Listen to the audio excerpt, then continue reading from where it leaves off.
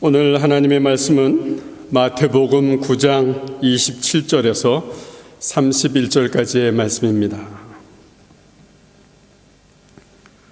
예수님께서 거기를 떠나실 때 보지 못하는 두 사람이 예수님을 따라오면서 소리 질렀습니다. 다윗의 자손이여, 우리를 불쌍히 여겨주소서. 예수님께서 집 안으로 들어가시자 보지 못하는 사람들이 예수님께 나왔습니다. 예수님께서 그들에게 물으셨습니다. 내가 너희를 보게 할 수 있다고 믿느냐? 그들이 대답했습니다. 그렇습니다, 주님. 예수님께서 그들의 눈을 만지시며 말씀하셨습니다. 너희의 믿음대로 너희에게 이루어져라. 그러자 그들의 눈이 띄었습니다. 예수님께서 그들에게 매우 엄중히 이르셨습니다. 이 일을 아무에게도 알리지 말라. 그러나 두 사람은 나가서 예수님에 대한 소문을 사방에 퍼뜨렸습니다. 아멘. 오늘 우리들이 본문으로 읽은 이 마태복음 9장에 보면은 예수님께서 시각장애인을 고치는 이야기가 기록이 되어 있습니다. 그런데 본문을 묵상하면서 저는 이런 질문을 한번 해봅니다. 예수님께서는 왜 이런 일을 하시고 계시는 것일까? 이런 일이 특별히 무슨 의미가 있는 것일까?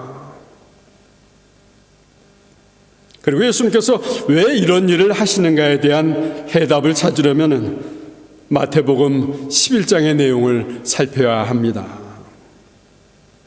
마태복음 11장에 보면 감옥에 갇혀있는 세례 요한이 등장을 합니다. 요한은 어느 날 자신의 제자들에게 예수님에 대한 소문을 듣게 됩니다. 그 소문은 다른 것이 아니라 예수님께서 다니시는 곳마다 예사롭지 않은 신기한 일을 행하신다는 소문이었습니다.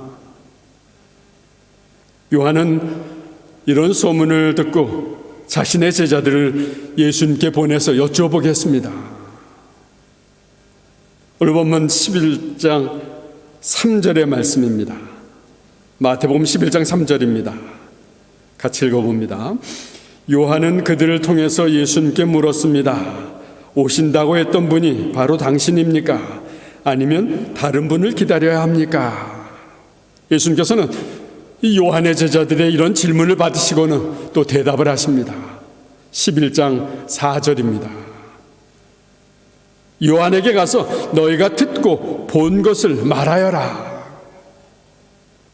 그러면서 예수님은 이 제자들의 이야기를 질문을 듣고 이사야서의 말씀을 인용을 하십니다. 11장 5절의 말씀입니다. 같이 읽어봅니다. 보지 못하는 사람이 보고 걷지 못하는 사람이 걷고 문둥병 환자가 깨끗해지고 듣지 못하는 사람이 듣고 죽은 사람이 살아나며 가난한 사람에게 복음이 전해진다고 하여라.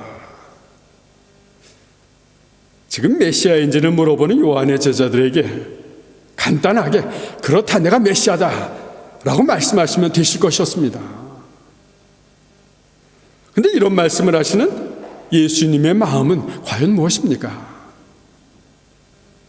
한마디로 예수님이 메시아이심을 말씀의 근거에서 설명하시려는 것이었습니다. 구약의 이런 예언의 말씀을 너희들이 들어보지 못했느냐? 이사야서에 메시아가 오시면 소경이 눈을 뜨게 될 것이다 기록되어 있다. 병자가 낫는다고 했다. 귀머거리가 듣는다고 했다. 설명하시는 것입니다. 그러니까 다른 말로는 설명할 필요도 없이 지금 예수님께서 하시는 일들이 선지자가 예언했던 메시아라는 증거가 된다는 것입니다. 가만히 생각을 해봅니다. 소경이 눈을 뜹니다. 귀머거리에 귀가 열립니다. 안진뱅이가 일어납니다. 우리 인간의 능력으로는 가능하지 않은 그런 일들입니다. 우리 인간의 능력으로는 가능하지 않은 이런 일들을 하시는 예수님의 이 일들은 무엇을 의미하는 것입니까? 단순히 병을 고치는 것만을 의미하는 것은 아니었습니다. 하나님께 어두웠던 눈을 그 눈들이 밝아지는 것을 의미하는 것이었습니다. 하나님의 음성을 듣지 못했던 귀가 열리는 것을 의미하는 것이었습니다. 메시아이신 예수님을 통해서 인간의 한계를 극복하게 된다는 것을 의미하는 것이었습니다. 그래서 신령한 음성을 듣기 시작하는 것입니다. 새로운 언어가 터지기 시작하는 것입니다. 하나님을 찬양하기 시작하게 된 것입니다. 이 시각장애인들이 눈을 뜨는 사건을 통해서 우리는 우리에게 베풀어 주시는 구원의 놀라운 은총을 깨닫게 되는 것입니다. 당시 시각장애인의 상황을 한번 생각을 해봅니다. 이들은 참으로 암울한 생활을 했어야 했을 것입니다. 이들의 삶은 정말 암담했을 것입니다. 때로는 먹기 살기 위해서 거리에서 구걸을 해야만 했을 것입니다. 이 구걸을 하는 모습에 동네 사람들이 얼마나 무시를 했겠습니까? 그런데 이런 두 사람이 지금 예수님을 찾아왔습니다. 이 두 사람도 당시 떠도는 예수님에 대한 소문을 들었을 것입니다. 중풍병자를 고치셨다는 소문을 들었을 것입니다. 죽었던 회당장의 딸을 살리셨다는 소문을 또 들었을 것입니다. 또 12년 동안 혈루증을 앓고 있던 어떤 여인이 예수님의 옷자락을 만졌는데 그 만지는 것만으로도 병이 나았다는 소문을 들었을 것입니다. 그래서 이들도 그 예수님을 좀 만나볼 수 있을까 소망을 했을 것입니다. 그런데 지금 예수님께서 지나간다는 소리를 들은 것입니다. 예수님께서 지나간다는 소리를 듣고는 시각장애인들이 목이 터져라 소리를 질렀습니다. 다윗의 자손이여, 우리를 불쌍히 여기소서. 이들에게는 체면이나 자존심이 중요하지 않았습니다. 이들에게는 처음이자 마지막 기회가 될지도 모른다는 절박함이 있었던 것입니다. 이 상황에서 우리는 대단히 중요한 사실을 깨닫게 됩니다. 예수님을 만날 때에는 누구나 다 이런 심정으로 만나야 한다는 것입니다. 오늘이 마지막 기회일지도 모른다는 이 절박함이 있어야 된다는 것입니다. 이 지금이 마지막 기회가 될지도 모른다는 절박함이 있어야 된다는 것입니다. 그런데 이들과는 다르게 예수님을 만나기가 어려운 사람들이 있습니다. 예수님을 오늘 못 만나면 다음에 만나면 되지 않겠습니까? 다음에도 시간이 있는데 왜 오늘 꼭 만나야 합니까? 이런 이야기를 하는 사람들입니다. 그렇습니다. 오늘이 꼭 아닐 수도 있습니다. 근데 문제는 다음에 우리가 어떻게 될지 모른다라는 사실입니다. 그래서 오늘이, 지금이 예수님을 만나야 할 그날이고 그 순간이라는 것입니다. 이 시각장애인들이 그랬습니다. 이들은 예수님을 언제 또 만날 수 있을지 몰랐습니다. 이들은 예수님이 누구인지도 몰랐습니다. 그런데 이들은 예수님께 불쌍히 여겨달라고 외치고 있는 것입니다. 오늘이 마지막 기회일지도 모른다는 이 절박함으로 이들은 외치고 있었던 것입니다. 오늘 본문 28절에 보면 예수님께서는 이 소리를 지르는 이들의 외침을 들으시고 이들을 만나시려고 조용히 어느 집으로 들어가신 장면이 기록되어 있습니다. 그러니까 예수님은 이들의 간절한 기대와 이들의 간절한 소망을 알고 계셨던 것입니다. 그리고 이들의 순수한 마음을, 이 절박함을 그대로 받아들이신 것입니다. 그리고 예수님께서는 이 시각장애인들에게 물으셨습니다. 내가 너희를 보게 할 수 있다고 믿느냐? 예수님께서는 이들에게 치료를 위한 조건을 요구하지 않으셨습니다. 다만 한 가지 요구는 이들의 믿음이었습니다. 내가 너희를 보게 할 수 있다고 믿느냐? 그렇습니다. 예수님께서 오늘 우리에게 요구하신 것도 바로 이것입니다. 과연 내가 너의 문제를 해결해 줄 수 있다고 믿느냐? 과연 내가 너의 병을 고쳐줄 수 있다고 믿느냐? 과연 내가 너의 장래를 책임질 것으로 믿느냐? 과연 내가 너와 늘 동행한다라는 것을 믿고 있느냐? 예수님께서는 우리에게 먼저 믿음을 요구하신 것입니다. 상황에 따라서 흔들리지 않는 우리의 믿음을 요구하십니다. 예수님만이 할 수 있습니다 고백하는 우리의 진실한 믿음을 요구하시는 것입니다. 그리고 이런 믿음은 기적을 일으킨다는 사실을 우리에게 보여주는 것입니다. 우리 삶에도 찾아오는 기적과 같은 능력은 이 믿음을 통해서 오는 것이라는 것을 오늘 본문을 통해서 깨닫게 됩니다. 이런 능력이 여러분에게도 나타나도록 흔들리지 않는 믿음의 고백을 하시기를 간절히 축원합니다. 내가 너희를 보게 할 수 있다고 믿느냐?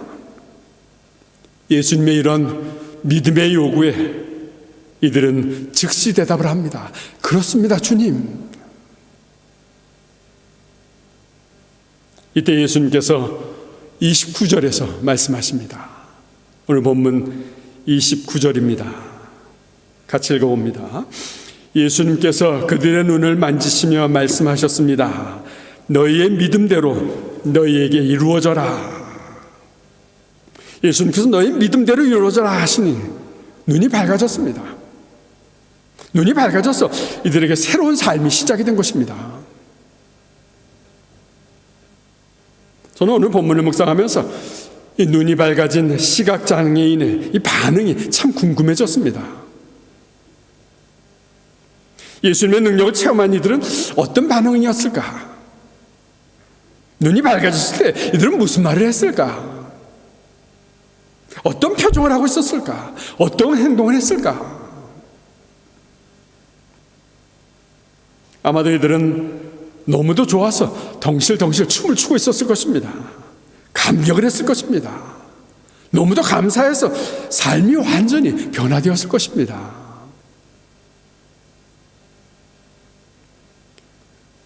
이 시간 가만히 우리의 지나간 모습들을 되돌아봅니다. 여러분들의 과거의 모습들은 어땠습니까?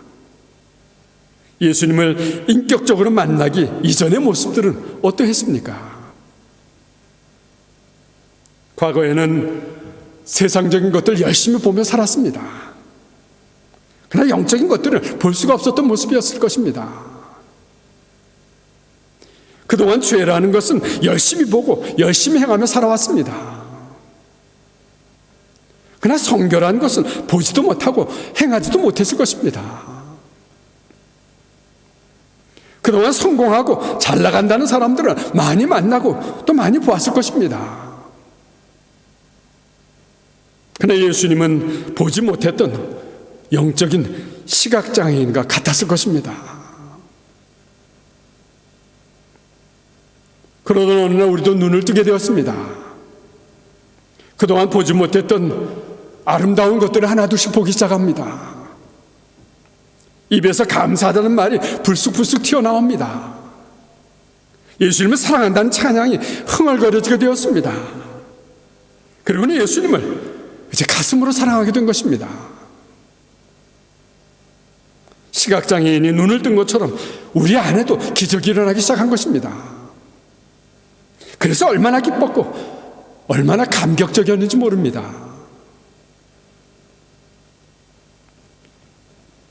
근데 오늘 본문 30절에 보니까 예수님께서는 이 감격해하는 시각장애인들에게 매우 엄중하게 말씀을 하시고 계십니다. 이 일을 아무에게도 알리지 말라. 질문이 생깁니다. 예수님께서는 왜 이런 당부를 하셨을까요? 왜 아무에게도 알리지 말라고 하셨을까? 저는 예수님께서 이렇게 하신 이유를 두 가지로 생각을 해봅니다. 하나는 아직 예수님의 때가 이르지 않았다라는 것입니다. 예수님께서는 아직도 하셔야 할 일들이 많이 남아 있었습니다. 그런데 이런 소문이 퍼지면 예수님이 하셔야 할 중요한 일들을 방해받을 수도 있기 때문이었습니다. 실제로 오늘 본문 3절의 기록을 보면 예수님께서 중풍병자를 고치실 때에 율법학자들의 반응이 그랬습니다. 오늘 본문 3절을 보시겠습니다. 같이 읽어봅니다. 몇몇 율법학자들이 속으로 말했습니다. 이 사람이 하나님을 모독하는구나. 율법학자들은 중풍병자의 죄를 사하신 예수님을 향해서 하나님을 모독한다고 비난하고 있는 것입니다. 예수님의 사역을 방해하겠다는 것입니다. 또 마태복음 9장 32절 이하에 보면은 이 귀신 들려 벙어리 된 사람을 예수님께서 고쳐주십니다. 그러자 바리새인들이 시비를 겁니다. 34절입니다. 같이 읽어봅니다. 그러나 바리새파 사람들은 말했습니다. 그는 우두머리 귀신의 힘으로 귀신을 내쫓는 것이다. 바리새인들은 예수님이 귀신 우두머리의 힘을 빌려서 귀신을 쫓아낸다고 비난하고 있습니다. 그런데 생각해 보시기 바랍니다. 귀신이 왜 귀신을 쫓아내겠습니까? 귀신의 우두머리면 귀신이 더 들어가도록 할 것입니다. 얼마나 황당한 바리새인들의 주장입니까? 예수님을 어거지로 비난하려는 이 바리새인들의 삐뚤어진 시선인 것입니다. 예수님께서는 앞으로 해야 할 일들이 너무도 많으셨습니다. 그런데 벌써부터 비난하고 방해하는 일들이 일어나는 것입니다. 이런 일을 아시고 예수님께서는 말하지 말라 당부하시는 것입니다. 또 예수님께서는 이 사실을 말하지 말라고 하신 또 다른 이유가 있었습니다. 그것은 예수님의 사역에 대해서 사람들이 잘못 인식하는 것 때문이었습니다.